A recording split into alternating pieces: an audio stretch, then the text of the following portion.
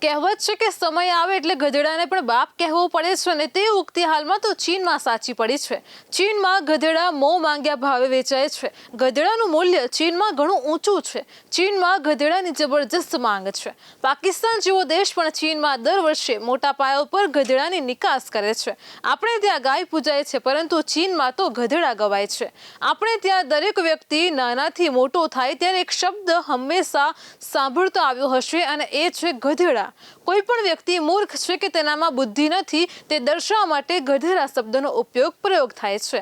દરેકે કોઈને કોઈ વ્યક્તિને જીવનમાં ગધેડા શબ્દ તો કહ્યો જ હશે। તેમાં દરેક સંતાન તેના મા બાપ પાસેથી આ શબ્દની ઉપમા સાંભળીને જ મોટું થયું હશે। આપણે ત્યાં કોઈ વસ્તુ મોટા પાયે હોય તો તેમ કહેવાય છે કે આ તો ગધેડે ગવાય છે।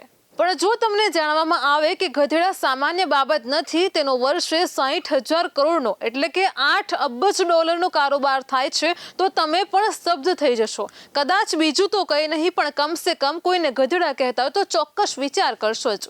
ચીન દર વર્ષે 60 લાખથી પણ વધારે ગધેડાની આયાત કરે છે અને ગધેડાનો ઉપયોગ માંસથી લઈને વિવિધ પ્રકારની દવાઓ બનાવવા માટે પણ કરવામાં આવે છે। આમ હવે કોઈને પણ ગધેડા જેવો તેમ કહેતા પણ વિચાર કરવો પડે તેવી સ્થિતિ આવી ગઈ છે। પાકિસ્તાન જેવો દેશ પણ ચીનમાં વર્ષે દહાડે 17 થી 18 લાખ રૂપિયાની ગધેડાની નિકાસ કરે છે, પણ ચીનને એનાથી સંતોષ નથી। તેની માંગ વર્ષે 60 લાખ ગધેડાની છે।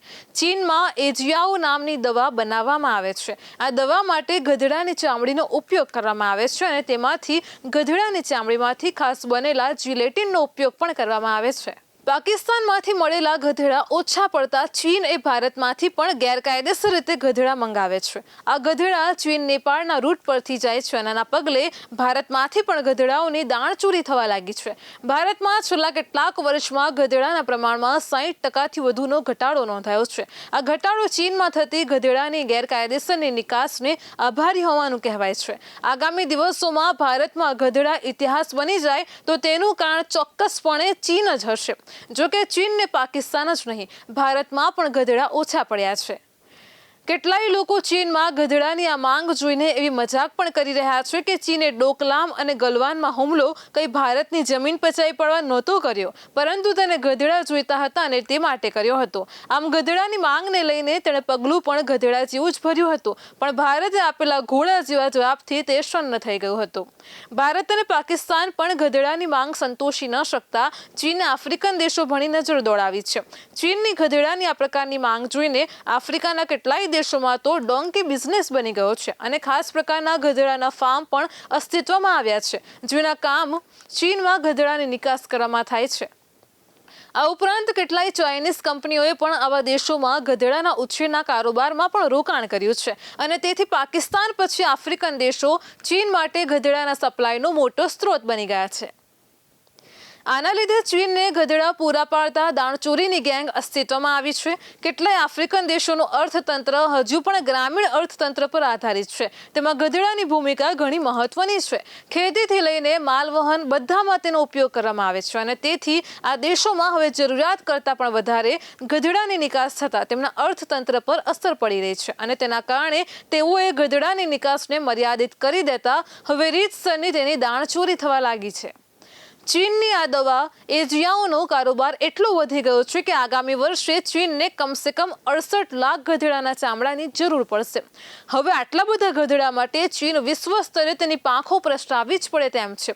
ચીને આ માટે આફ્રિકાનો રૂટ પકડ્યો છે। ચીનના વેપારીઓ આફ્રિકાના ગરીબ દેશોના લોકો સાથે સીધું ડીલ કરે છે, તેમને લાલચ આપે છે, તેમને ડરાવે છે, તેમને ધમકાવે છે, તેમને નાણાકીય મદદ કરીને પછી તેમની પાસેથી રૂપિયા ન મળે તો તેના બદલે ગધેડાઓ પડાવી લે છે। ચીનમાં 1992માં ગધેડાની સંખ્યા 1 કરોડ ને 10 લાખ હતી, પરંતુ જ્યારથી આ દવામાં તેની જરૂર પડવા માંડી છે ત્યારથી ગધેડાનું મોટા પાયા ઉપર નિકંદન નીકળતા હવે તેની સંખ્યા ઘટીને માંડ 10 લાખ રહી છે। હવે તેની આ જરૂરિયાત ગધેડાની આયાત દ્વારા પૂરી કરવામાં આવી રહી છે। કેટલાય દેશોમાં તો ગધેડાના ચામડાની નિકાસ કરવા માટે ગેરકાયદે કતલખાના સ્થાપી દેવામાં આવ્યા છે। આ કતલખાનામાં ગેરકાયદેસર રીતે ગધેડાને ખતમ કરવામાં આવે છે અને આ સ્થળ પર એકદમ અસ્વચ્છ અને અમાનવીય હોય છે। જો કોઈ ગધેડાઓની કતલ થતી હોય તો તે સ્થળ જુએ તો જીવનમાં કદી ચીનની આ દવા એન્જિયાનો ન ખાય। ચીનમાં ગધેડા ઉપર થતા અત્યાચારને લઈને વિશ્વમાં કોઈ દેખાવો થતા નથી, કોઈ રજૂઆતો થતી નથી। યુએનમાં પણ આ મુદ્દે ચીન સામે કોઈ દરખાસ્ત પણ મૂકવામાં નથી આવતી કે ચીનને અનુરોધ પણ કરવામાં નથી આવ્યો કે તે આ પ્રકારનું કૃત્ય અટકાવે? આમાં એ સવાલ ઉદ્ભવે છે કે ગધેડાના મુદ્દે માનવીય સંવેદનાઓ પણ શું ગધેડા જેવી જ થઈ ગઈ છે?